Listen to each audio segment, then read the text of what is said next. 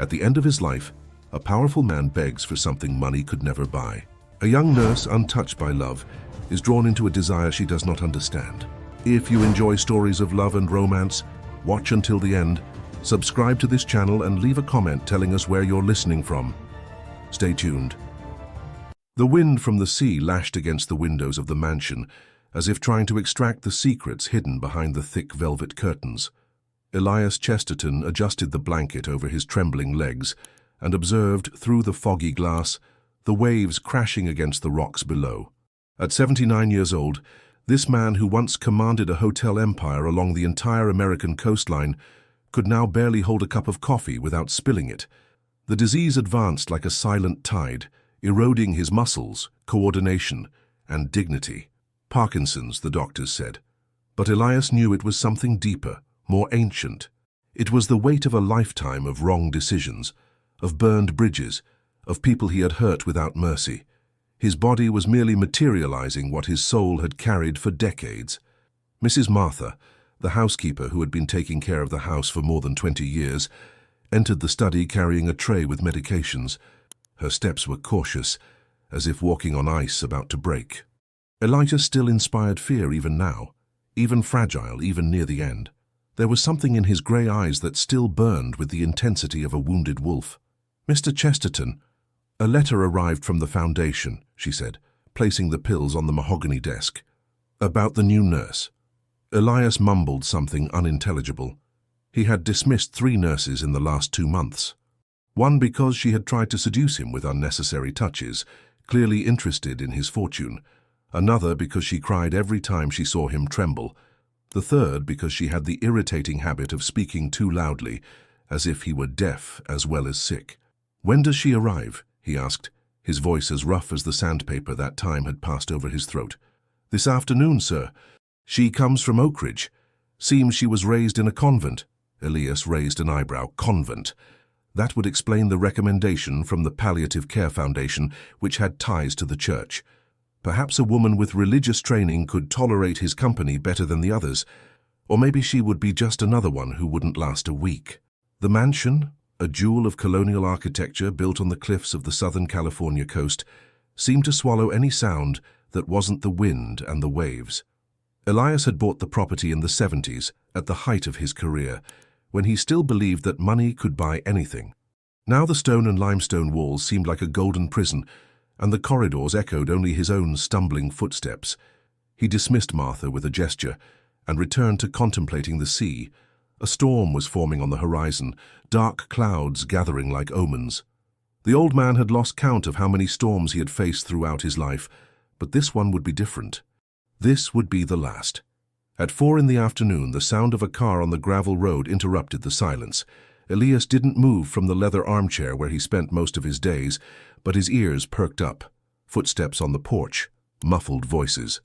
The main door opening with the characteristic creak of old hinges.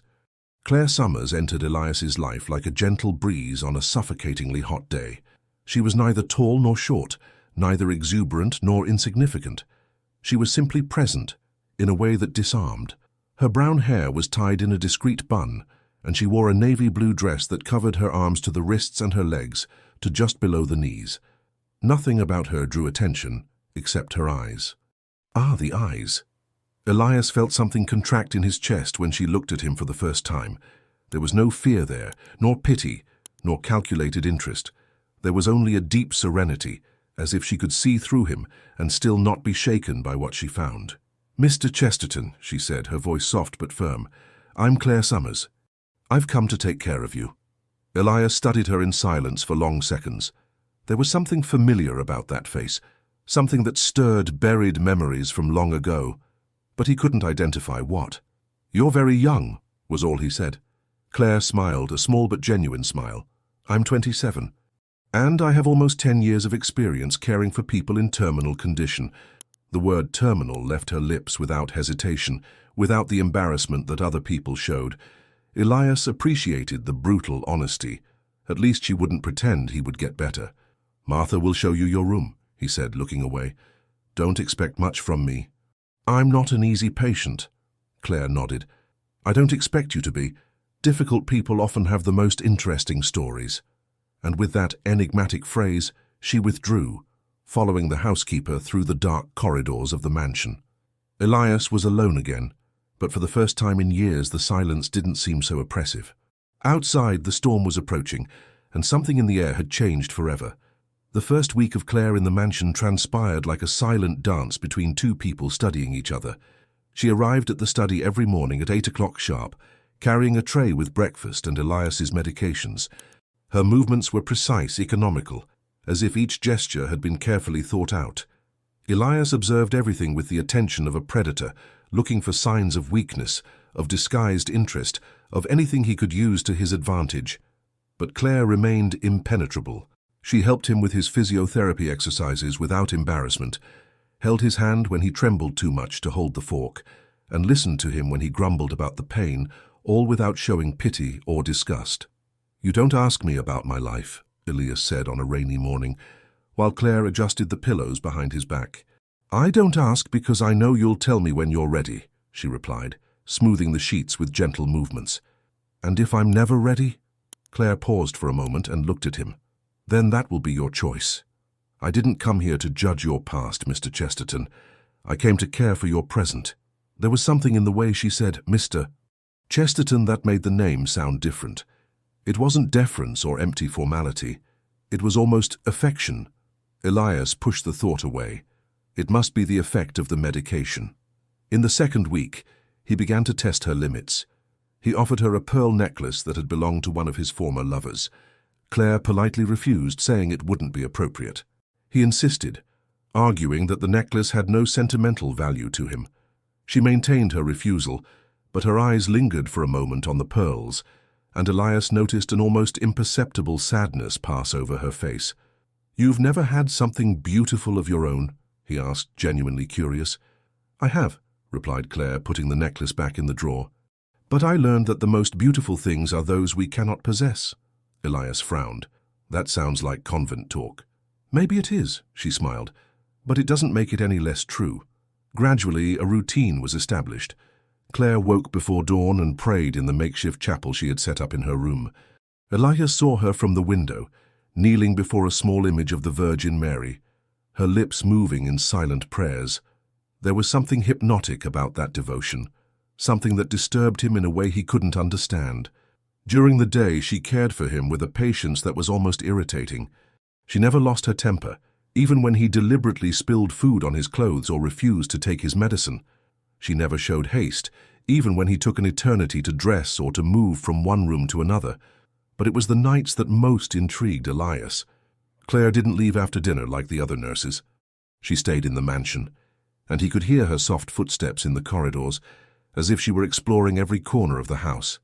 Sometimes he would wake in the middle of the night and see her walking in the gardens, a white figure under the moonlight, like a benevolent ghost. "Don't you sleep?" he asked on one of these occasions, when he found her in the library at 2 in the morning. Claire was sitting in a leather armchair reading a book of poetry. She looked up and smiled. "I sleep little. It's always been that way. Insomnia. Not exactly. It's as if I were waiting for something. I don't know what exactly." Elias approached slowly, leaning on his cane. "May I sit?" She nodded, and he settled into the chair across from hers. The fire in the fireplace had died hours ago, but some embers remained, casting dancing shadows on the book-lined walls. "You're very different from the others," he said, observing how the dim light accentuated the contours of her face. "Different how?" "The others saw me as a job, you see me as a person." Claire closed the book slowly. "And that bothers you?" "It should bother me," admitted Elias, "but it doesn't." They sat in silence for a few minutes, just studying each other. Elias noticed that Claire had a small scar on her forehead, almost imperceptible, that disappeared among her hair. He also noticed that she wore a small silver crucifix around her neck, but sometimes hid it under her blouse, as if she were ashamed of her faith. "Are you afraid of me?" he asked suddenly. Claire thought for a moment before answering. "No, I'm afraid of myself." "Why?" "Because I'm starting to care about you, and that shouldn't happen." The honesty of the response caught him off guard. Elias had expected denials, evasions, or perhaps a confession of financial interest, but that genuine vulnerability completely disarmed him. "Claire, "I think we should go to sleep." She rose quickly, as if she had said something she shouldn't have. "Good night, Mr. Chesterton." And she disappeared down the corridors, leaving Elias alone with the echo of his name pronounced in a way he hadn't heard in a long time, as if it was something precious, something worthy of care. For the first time in decades, Elias Chesterton slept without nightmares. Claire's third month in the mansion brought subtle but significant changes. Elias, who previously spent his days grumbling and refusing to cooperate with any treatment, now eagerly awaited the times when she appeared. He had begun to shave more frequently, to comb his grey hair carefully, and even to choose less wrinkled shirts. Claire pretended not to notice these transformations, but Elias noticed the small smile she hid when she thought he wasn't looking. There was a growing complicity between them, a silent language made of glances, gestures, and unspoken words. It was on an especially hot afternoon in March that Claire discovered the locked room. She was looking for clean sheets on the second floor when she noticed a door different from the others made of dark wood with an antique lock. There was no key in the door, and when she tried to turn it, the handle didn't yield. "Mrs. Martha," she called when the housekeeper passed through the corridor. "What room is this?" Martha stopped and looked at the door with an uneasy expression. "That room, Mr. Elias has kept locked for more than 20 years. Nobody goes in there." "But why?" "Those are things from his past, girl. Things that are better left alone." But Claire wasn't the type of person who left mysteries alone. That same night, after Elias had fallen asleep, she went down to the study and searched through the drawers of the old desk. At the bottom of the deepest drawer, she found a bunch of old keys. One of them, ornamented with bronze details, seemed to match the lock she had seen. Claire's heart beat faster when the key turned smoothly, and the door opened with a long, mournful groan. The room was plunged in darkness, but she managed to find the switch. When the light came on, she had to hold onto the doorframe to keep from staggering. The walls were covered with photographs, dozens, perhaps hundreds of portraits of women. Some were clearly from decades past, others more recent. There were brunettes, blondes, redheads, women of all types and ages. But they all had something in common. They were dead. Not literally dead in the photos, but Claire could feel they were no longer alive. There was something in the eyes of each of them, a deep sadness as if they had been broken inside. And in many photos the faces were crossed out with red pen, as if someone had tried to erase them from memory. In the center of the room there was a desk covered with yellowed letters and a worn leather diary. Claire approached with trembling hands and opened the first letter. It was from a woman named Beatrice, dated 1973. It spoke of an impossible love, of unfulfilled promises, of an unwanted pregnancy that had ended tragically. The second letter was from Marianne from 1981. It described how she had lost everything because of a man who had promised to leave his wife but never did. The third was from Sophia from 1995, telling about a daughter who had been taken from her and given up for adoption because it wasn't suitable for the family. Claire leafed through the diary with fingers that trembled more and more. The handwriting was Elias's, but a younger, crueler Elias. He described his conquests as trophies, his lovers as disposable objects. He talked about how easy it was to manipulate vulnerable women, how to use his wealth and power to get what he wanted. But amid all that cruelty, one name appeared with increasing frequency: Lucy. The first mentions were casual, almost disdainful. But as the pages advanced, the tone changed. Elias began to write about her with an obsession that bordered on madness. "Lucy is not like the others," said an entry from 1978. "She challenges me, provokes me, makes me feel alive in a way I haven't felt in a long time. Maybe that's why I need to possess her completely." Claire turned the pages with growing horror. Elias described how he had pursued Lucy, how he had used his influence to destroy her job, how he had threatened her family to force her to submit. And then, abruptly, the entry stopped. The last entry was dated December 15th, 1978. "Lucy is dead. They say it was an accident at the hotel construction site, that she fell from the scaffolding. But I know the truth. She preferred to die rather than surrender to me. And now I carry that weight forever." Claire felt bile rise in her throat. She closed the diary forcefully and stood up, staggering. It was then that she saw on the opposite wall a photo larger than all the others. It was the portrait of a young woman with dark hair and deep eyes. She wore a simple dress, and smiled timidly at the camera. What made Claire clutch her chest and let out a muffled scream wasn't just the beauty of the woman, it was the resemblance. The frightening, almost supernatural resemblance between that woman who had died decades ago and herself. "Lucy," whispered Claire, touching the photo with trembling fingers, "you shouldn't be here." Elias's voice behind her made her turn abruptly. He was at the door, leaning on his cane, his eyes shining with a mixture of anger and something that seemed like fear. "Who is this woman?" asked Claire, her voice coming out hoarse. "Someone I loved," replied Elias, slowly entering the room. "Someone I destroyed. She looks like me. I know." Elias approached the photo, his eyes fixed on the face of the dead woman. "Since the first day you arrived here, I knew. The resemblance is undisturbing." Claire felt the floor move beneath her feet. "Did you bring me here because of this resemblance?" "No," said Elias, but his voice didn't sound convincing, at least not consciously. "Lie. Claire, you don't understand." "I understand perfectly," she interrupted, her voice growing in volume and intensity. "You brought me here because I remind you of her. Because you want a second chance to possess what you couldn't possess before." Elias closed his eyes as if he had been punched. Maybe at the beginning that was it. But now what? "Now I need you," he admitted, his voice breaking. "I need you in a way that goes beyond resemblance, beyond guilt, beyond everything. And that terrifies me."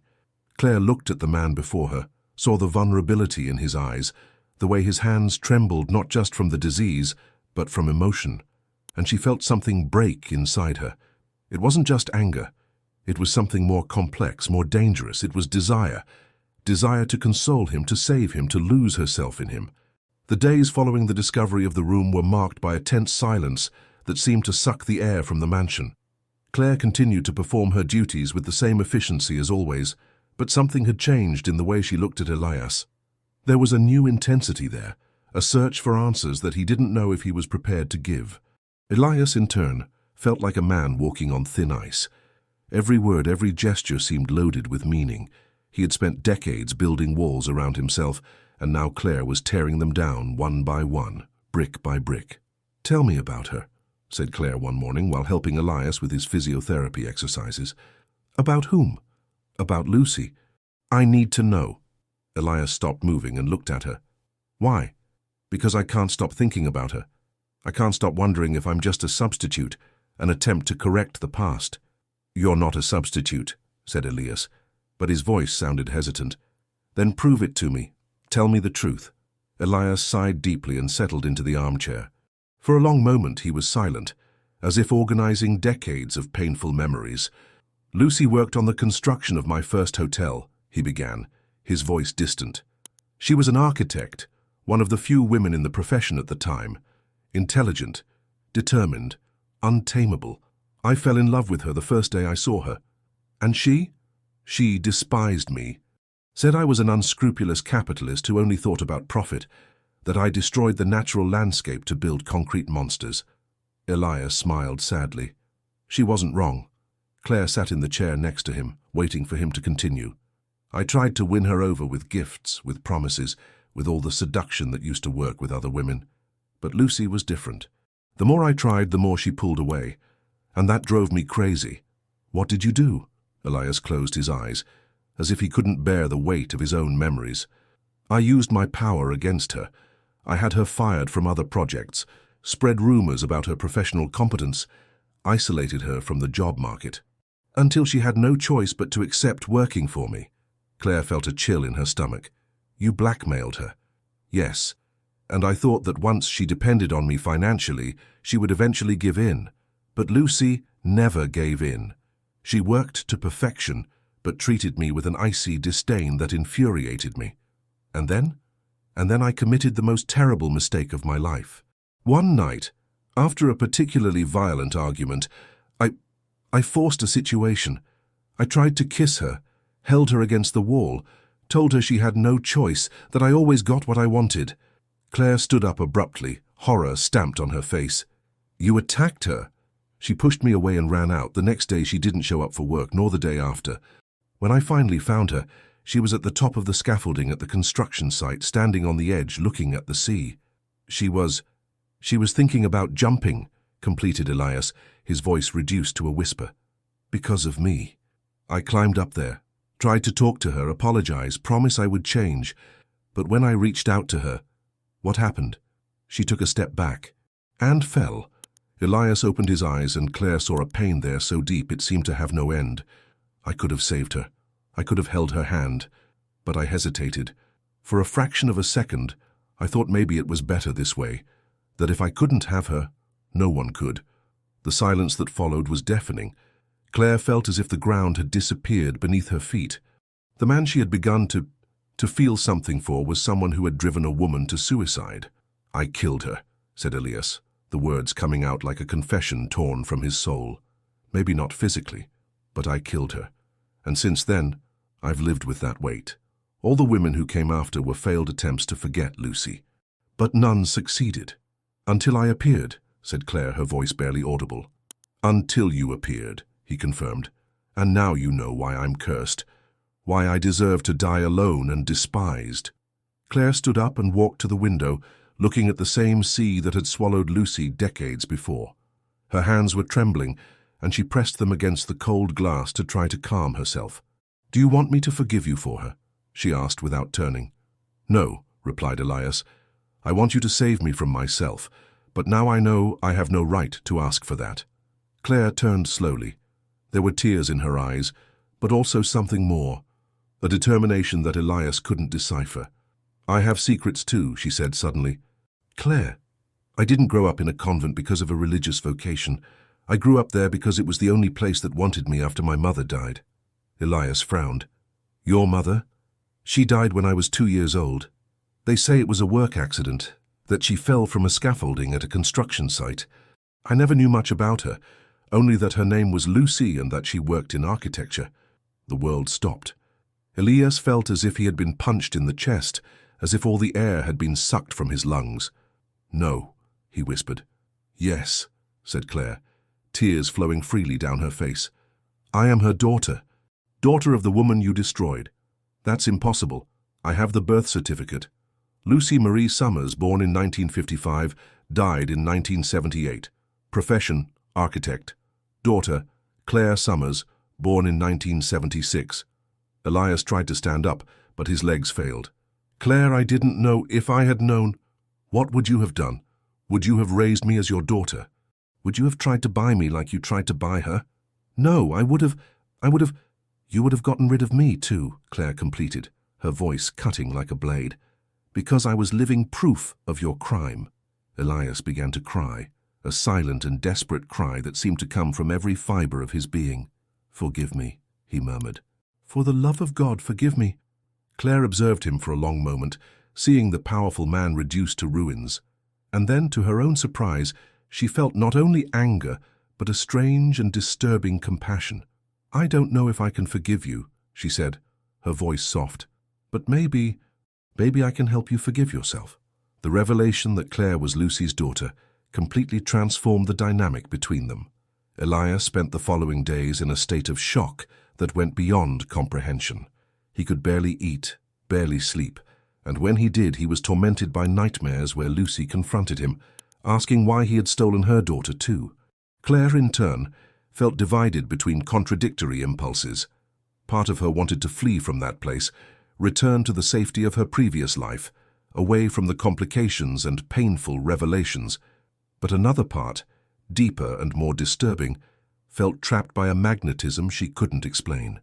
Why haven't you left yet? Asked Elias one morning, while Claire was helping him bathe. It was the first time he had spoken since the confession 2 days before. Because I need to understand, she replied, passing the sponge gently over his back. I need to understand why fate brought me here. Maybe it's to punish me. Maybe it's divine justice finally arriving. Claire stopped moving. Do you believe in God? I don't know what I believe in anymore. But if God exists, he has a very cruel sense of humor. Or perhaps a very wise one. Elias turned to face her, the bathwater running down his thin face. How can you say that? How can you not hate me? Claire held his face between her hands, a gesture so intimate that both were startled. I should hate you. For what you did to my mother, for the life she never got to live, for the childhood I never had with her. But when I look at you, I see a man who has punished himself more than I could ever punish him. That's not enough. No, it's not. But it's a beginning." In the days that followed, a strange and painful intimacy was established between them. Claire began to ask about Lucy, and Elias, in a desperate attempt at expiation, told her everything. He talked about her mother's laugh, about how she gesticulated when she got excited, talking about her architectural projects, about how she smelled of lavender and India ink. She wanted to build houses for poor people, Elias recounted one afternoon as they walked slowly through the garden.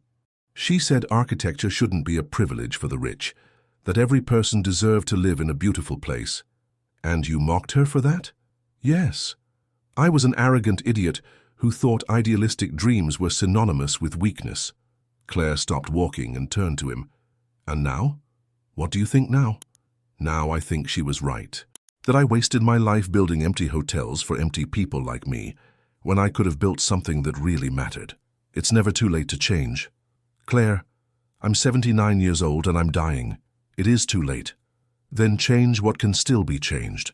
Change what you'll leave behind." Elias studied her with curiosity. "What do you mean?" "Your fortune. Your properties. All of this could have a purpose. It could fulfill the dreams that my mother never got to fulfill." The idea planted a seed in Elias's mind. In the days that followed, he began to study his investments, his properties, thinking about how he could transform his legacy. And the more he thought about it, the closer he felt to Lucy, as if he were finally doing something she would approve of. But the nights were different. At night, when the house became silent and the proximity between them became almost tangible, other feelings emerged. Elias found himself observing Claire with an intensity that went beyond gratitude or remorse. There was desire there, a forbidden and disturbing desire that grew like a poisonous plant. Claire felt this too. She felt it in the way he looked at her, in the way his breathing changed when she came close to help him. And to her horror, she discovered that she reciprocated these feelings. There was something in Elias's vulnerability, in the way he opened up to her, that awakened in her a need for consolation that went beyond the professional. "This is wrong," she murmured one night, when they met in the library and realized they were looking at each other in a way they shouldn't. "I know," replied Elias, but he didn't move away. "I'm the daughter of the woman you—" "I know, but you're not her. You're Claire. You're you. That doesn't change anything. It changes everything." They stayed like that, standing before each other, breathing the same air, feeling the same electric tension that seemed to make time stop. And then, slowly, as if they were attracted by a force greater than their will, they began to approach. It was Claire who touched first, just a gentle touch on his face. Elias closed his eyes and leaned into the caress, like a thirsty man who finally finds water. "Claire," he whispered, and there was as much desire as despair in his voice. "Don't speak," she replied, moving closer. "Don't ruin this moment with words." When their lips met, it was as if the world exploded in flames. It wasn't a gentle or romantic kiss. It was a desperate, hungry kiss, full of all the pain and loneliness they both carried. Elias pulled her against him with a strength he didn't know he still possessed, and Claire gave herself completely, forgetting for a moment who they were and what separated them. When they separated, both were breathless and frightened by the intensity of what they had felt. "This can't happen again," said Claire, touching her swollen lips. "It can't," agreed Elias, but his eyes said otherwise. "I'm going to my room." "Go." But neither of them moved. They stood there, looking at each other, knowing they had crossed a line from which there was no return, and knowing also that they would cross it again and again until there were no more lines to cross. "Elias," said Claire, and it was the first time she pronounced his name without the formal Mr. "Yes? I don't know what's happening to us, but I'm afraid. I am too. But for the first time in decades, I'm not afraid of dying. I'm afraid of living." Claire smiled sadly. "Maybe it's the same thing." And with those words she withdrew, leaving Elias alone with the echo of his name pronounced in a way that made his heart die a little more with desire. The days after the kiss were a silent torture. Claire avoided Elias's gaze, performing her tasks with a mechanical efficiency that didn't disguise the tension emanating from every fiber of her being. Elias, in turn, observed her with a hungry intensity that made the air seem electrified whenever they were in the same environment. At night, Claire locked the door to her room, but she knew the lock wouldn't serve to keep her own desires outside. She lay in bed and felt her body burn with a need she had never experienced before, a need that had a name and address and slept a few meters away. Elias didn't sleep. He stayed awake listening to her footsteps in the corridors, imagining what it would be like to hold her again, what it would be like to feel her skin against his, what it would be like to die in her arms. And for the first time since the diagnosis, he didn't want to die. He wanted to live, even if it was just long enough to love her as she deserved. It was on a rainy Thursday that everything changed. Claire was organizing the medications when she found a letter addressed to her on Elias's desk. She recognized his trembling handwriting and hesitated before opening it. "Dear Claire," the letter began, "I know it's wrong to write to you like this, but I need to put on paper the words I don't have the courage to say in person. I'm falling in love with you. Not in the sick way I fell in love with your mother, but in a way that frightens me with its purity. You make me want to be a better man, even knowing it's too late for that. You make me want to live, even knowing I'm dying. I know it's impossible, I know it's wrong, but I need you to know you are the only good thing that has happened in my life in the last 50 years. If there is a God, he must be laughing at the irony of making me love the daughter of the woman I destroyed. But maybe that's exactly what I deserve. To love without hope, to desire without being able to possess. Forgive me for this confession. Forgive me for everything. Elias." Claire read the letter 3 times before she could fully process the words. When she finally understood, she felt as if she had been punched in the stomach. He loved her. That man who had destroyed her mother now said he loved her, and the worst of all was that she believed him. She found Elias in the library, sitting before the fire, staring fixedly at the flames. He didn't raise his eyes when she entered, as if he knew she had read the letter and didn't have the courage to face her reaction. "Elias," she said, and the name left her lips like a caress. "You read it," he stated, still without looking. "I read it. And now you're leaving." "I should leave." "But you're not." Claire approached slowly, as if she were walking toward a precipice. "I don't know. I'm confused." "Confused about what?" "About what I feel for you." Elias finally raised his eyes, and Claire saw there a vulnerability so deep that it hurt to look. "What do you feel for me?" I shouldn't feel anything. You destroyed my mother. You broke her in such a way that she preferred to die rather than live in the same world as you. I should hate you, but you don't." "No, and that drives me crazy." Claire knelt before him, taking his trembling hands in hers.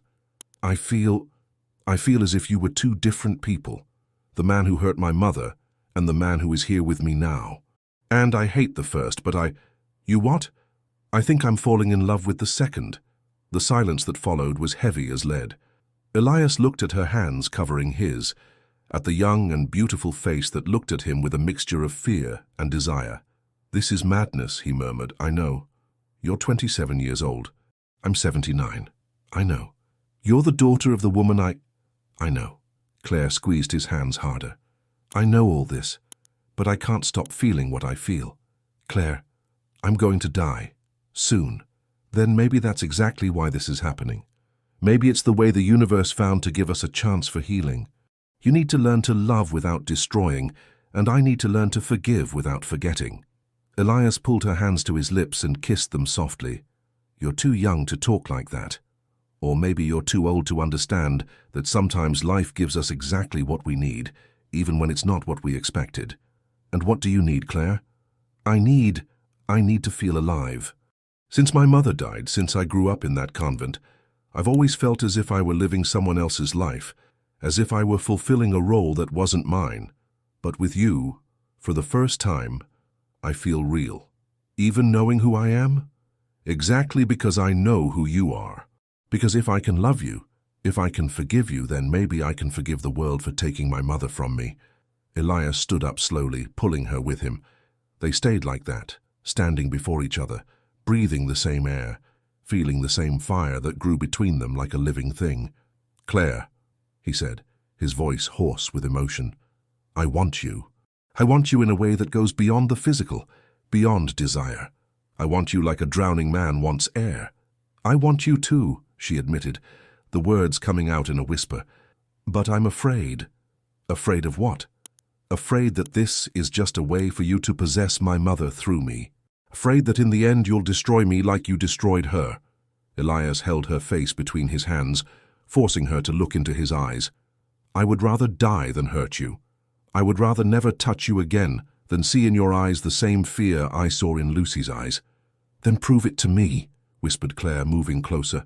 "Prove to me that you can love without destroying." "How?" "Love me slowly. Love me with patience. Love me as if I were made of porcelain and you had hands of silk." And then, for the second time, they kissed. But this time it was different. It was soft, reverent, as if they were sealing a sacred pact.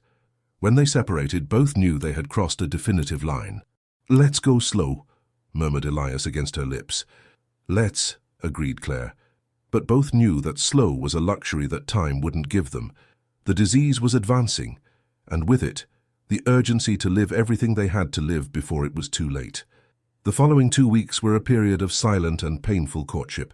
Elias and Claire danced around each other like two planets trapped in an inevitable orbit, gradually approaching without ever completely touching. There was a tension in the air that made each conversation seem loaded with double meaning. Each look seemed like a caress. Each accidental proximity seemed like a fire. Elias began to present Claire with small things. Flowers from the garden picked by his own trembling hands, poems he wrote at night when he couldn't sleep, books from his personal library with dedications that made her blush. Claire, in turn, began to care for him with a tenderness that transcended the professional. She massaged his painful hands, brushed his grey hair, sang softly while helping him dress.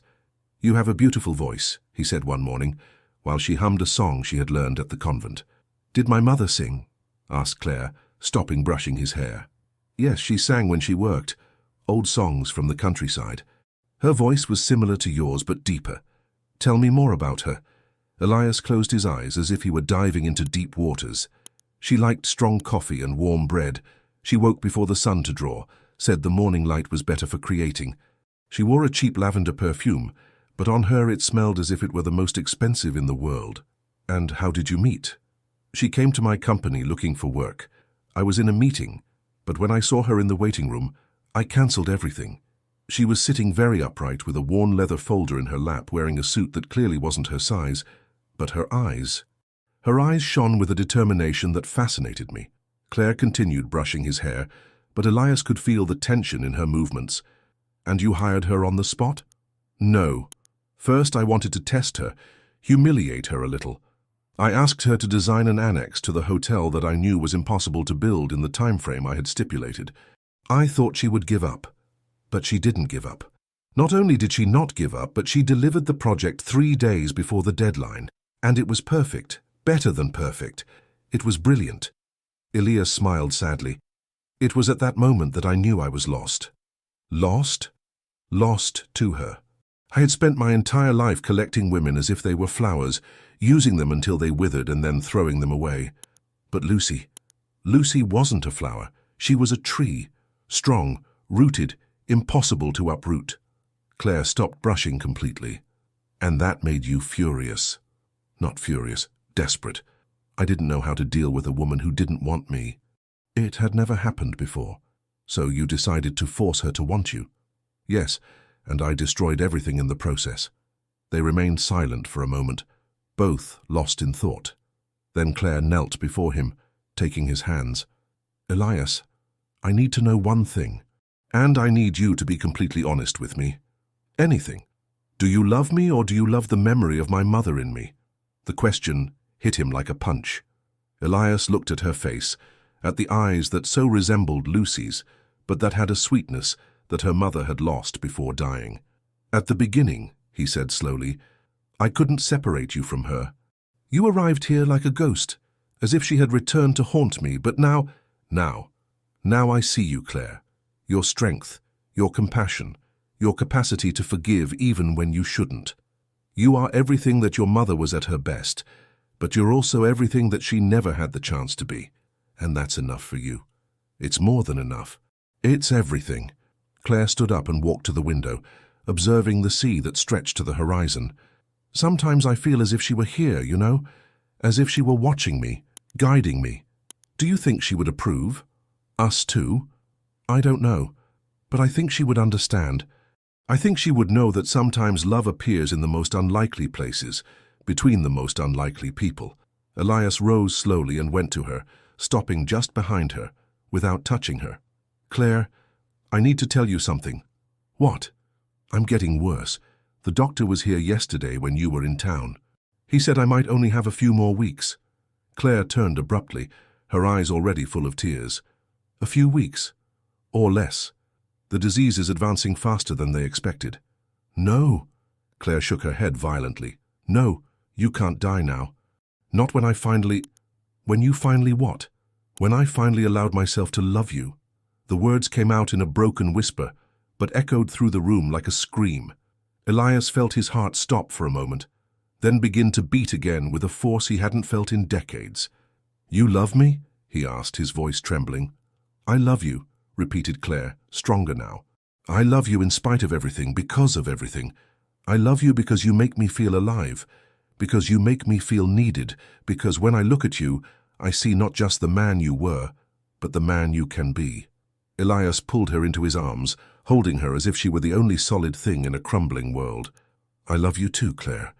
I love you in a way that I thought I would never be capable of loving again. Then don't leave me, she whispered against his chest. Don't leave me alone.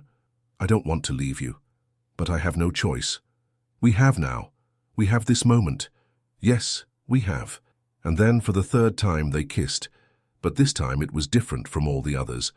It was a kiss of farewell and beginning, of passion and compassion, of everything they had lost and everything they could still gain. When they separated, both knew there was no going back. Claire, murmured Elias, holding her face between his hands. Yes, I want to make love to you. Not because I'm a desperate man who is dying, but because I'm a man who has finally learned to love. Claire closed her eyes and nodded. I want that too, but I'm afraid. Afraid of what? Afraid that afterward I won't be able to let you go. Then don't let me go. Take me with you, in your memory, in your heart, forever, forever. And with that promise whispered between kisses, they finally surrendered to the inevitable. That night, the mansion witnessed something that its ancient walls had never seen before. A love that transcended time, guilt, and death. Claire guided Elias to his room, their steps slow and deliberate, as if they were walking toward a sacred altar. The full moon poured a silvery light through the windows, bathing the environment with an ethereal luminosity. Claire lit only one candle, which flickered softly on the old dresser, creating dancing shadows on the walls. Are you sure? Asked Elias, his hands trembling not just from the disease, but from the emotion that dominated him. I've never been so sure of anything in my life, replied Claire, approaching him with a grace that seemed to float. She began to slowly unbutton his shirt, each movement deliberate and full of tenderness. Elias closed his eyes, feeling her hands against his skin, hands that healed not just his body but his wounded soul. You're so beautiful, he murmured, caressing her face with reverence. You make me feel beautiful, replied Claire, her own hands trembling when she began to undress. When they finally lay together, there was no hurry, no desperation. They were just two human beings who had found each other at the end of a long and painful journey. Two hearts that beat in the same rhythm, despite all the reasons not to beat. Elias touched Claire as if she were made of crystal, each caress a prayer, each kiss a promise. She responded with a passion she had kept hidden all her life, a total surrender that was at once innocent and devastating. I love you, he whispered when they finally united, the words coming out like a sigh that came from the depths of his soul. I love you too, replied Claire, tears of happiness and sadness running down her face. It was slow, it was sweet, it was everything that love should be and rarely is. There was no violence, no hurry, nothing but two souls meeting for the first and last time.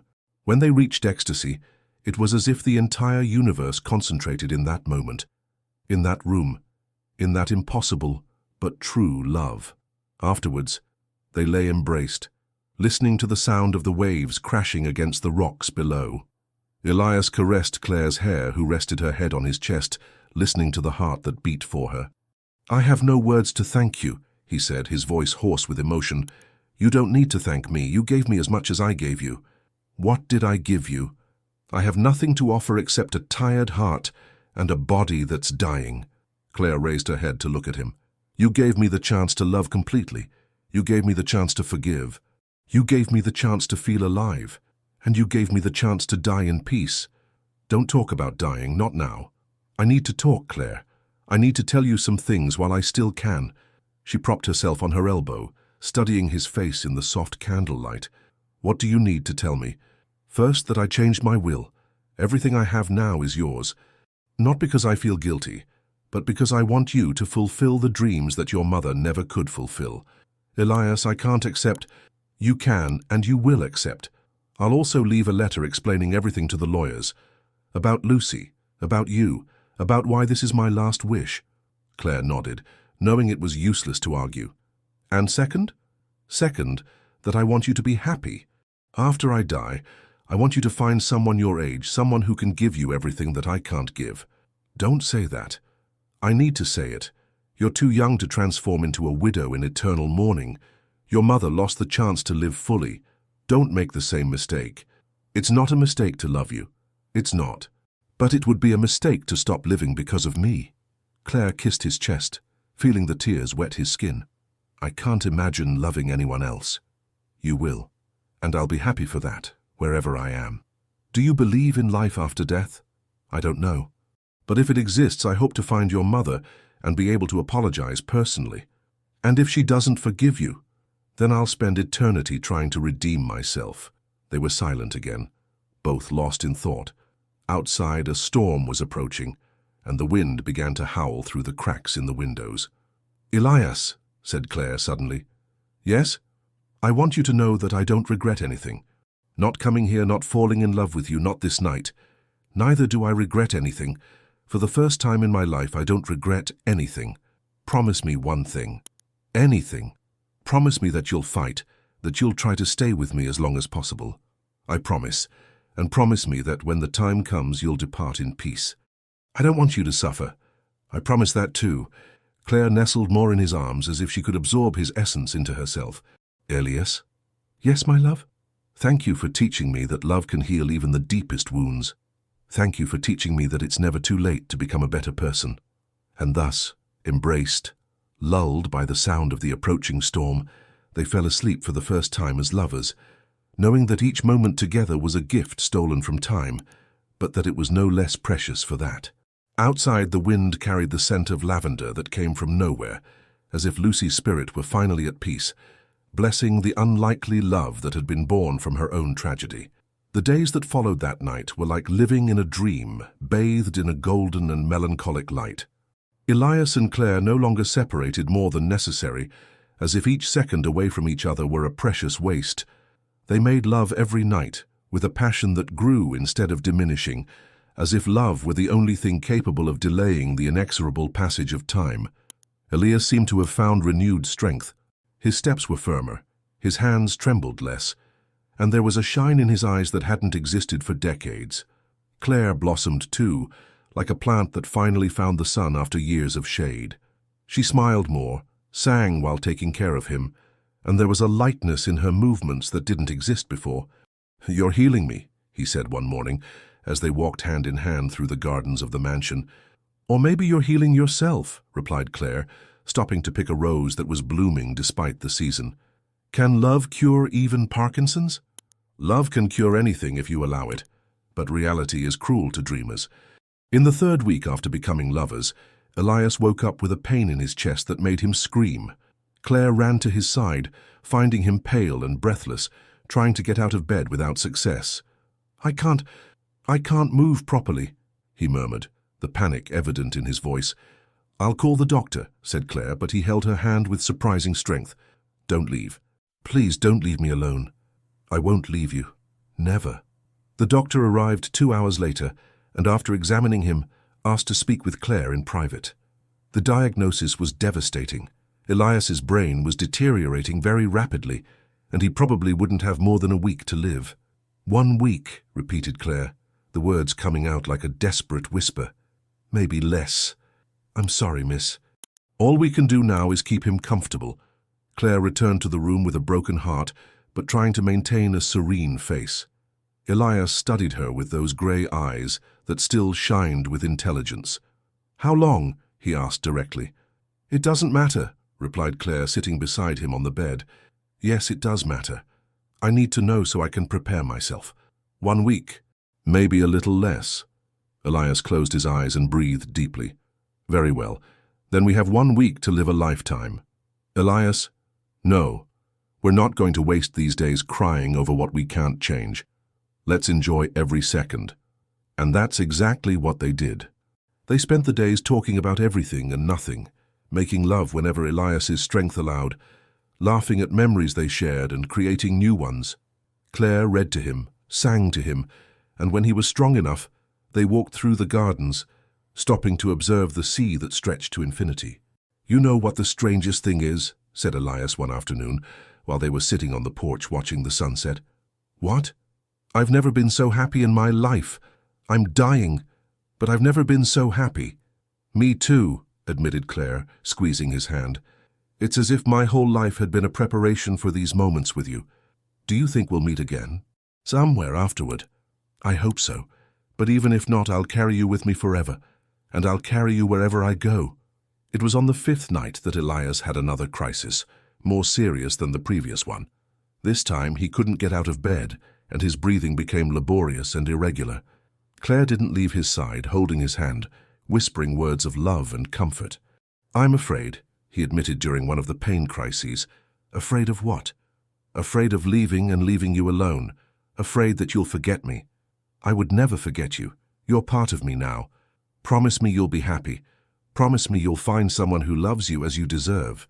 "I promise," lied Claire, knowing she could never love anyone the way she loved Elias. "And promise me you'll fulfill your mother's dreams, that you'll use the money I'll leave to build houses for poor people, to make the difference she wanted to make." "I promise that too. Then I can depart in peace." "Don't talk about departing. Not yet. Claire, my love, come here." She lay down beside him, nestling in his weak arms. "I love you so much," she whispered. "I love you too. More than I thought it was possible to love someone." "Elias?" "Yes. Thank you for teaching me that true love knows no limits. Not of age, not of circumstances, not of time. Thank you for saving me from myself." And so, embraced, they spent what would be their last night together, whispering words of love, making promises that transcended death, and engraving in memory each touch, each kiss, each moment of that love that had been born of tragedy, but transformed into redemption. When dawn came, painting the sky pink and gold, Elias opened his eyes one last time and smiled at Claire. "What a beautiful morning," he murmured. "The most beautiful of all," agreed Claire, knowing it would also be the last they would share. Elias Chesterton died on a Sunday morning, when the first rays of sun began to gild the waters of the sea. He departed in silence, with a smile on his lips and Claire's hand intertwined in his. His last moments were serene, as if he had finally found the peace he had been seeking for decades. Claire remained by his side for hours, crying all the tears she had kept inside, whispering words of gratitude and love for the man who had transformed her life in ways she had never imagined possible. When she finally managed to stand up, she found on the nightstand a letter he had written during the night, when he thought she was sleeping. "My dear Claire," the letter said, "if you're reading this, it means I managed to depart in peace, by your side, as I always dreamed. There are no words to express my gratitude for having allowed me to love you, for having given me the chance to redeem myself, for having taught me that it's never too late to become a better person. You saved me, my love, saved my soul, and gave meaning to my life. Now I need you to promise me something. Be happy. Fulfill the dreams that your mother never could fulfill. Use the love you feel for me to do good in the world. And when you feel alone, look at the sea and know that I'll be there, taking care of you forever. Everything I have now is yours, not out of guilt or obligation, but because that's what true love does. It gives itself completely. Love again, Claire, love much and love without fear. You deserve all the happiness in the world. With eternal love, Elias." The funeral was simple, as he had asked. Claire cremated the body and kept the ashes, as if she couldn't completely say goodbye yet. Mrs. Martha and the other employees said their respectful goodbyes, knowing that this was also their farewell to the mansion that had been their home for so many years. Claire stayed alone in the house by the sea, surrounded by memories and ghosts of the past. During the first days, she wandered through the corridors like a lost soul, touching the objects he had touched, smelling his scent still impregnated in the sheets, hearing echoes of his voice in every corner of the house. It was in the first week after Elias's death that Claire made a discovery that would change her life forever. She was organizing his papers when she found a folder marked with her name. Inside were documents she had never seen, photos of her mother pregnant, love letters that Lucy had written but never sent, and a birth certificate that made Claire's heart stop. The certificate showed that Lucy Summers had given birth to a girl on March 12, 1976, but the father's name was blank. There was also a letter attached, written by Lucy herself, shortly before dying, addressed, "To my daughter when she grows up." With trembling hands, Claire opened the letter yellowed by time. "My dear daughter," it began. "If you're reading this, it means you've managed to find me somehow. Your father is not a bad man, just a lost man who doesn't know how to love without destroying. He never knew you were growing in my womb when I died. Maybe if he had known, it would have been different, or maybe not. It doesn't matter anymore. Doesn't. What matters is that you know you were conceived with love, even if that love was impossible. Forgive him if you can. Forgive me too, for not being strong enough to fight for both of us. Be happy, my daughter. Be everything I couldn't be. With eternal love, Lucy." Claire let the letter fall to the floor and looked at the sea through the window. She was Elias's daughter. Daughter of the man she had loved and lost, of the man who had been both her executioner and her salvation. The irony was cruel and perfect at the same time, but strangely, instead of horror, Claire felt a deep peace. Now she understood why she had been attracted to that place, why she had fallen in love with a man she should hate. Fate had conspired for her to find not only the man who had destroyed her mother, but also the father she never knew. And in the process, she had found herself. In the months that followed, Claire fulfilled the promises she had made to Elias. She used the fortune he had left her to create a foundation in Lucy Summers' name, dedicated to building affordable houses designed with dignity and beauty. She transformed part of the mansion into a training center for young architects, especially women, continuing the work her mother had begun. 9 months after Elias's death, Claire discovered she was pregnant.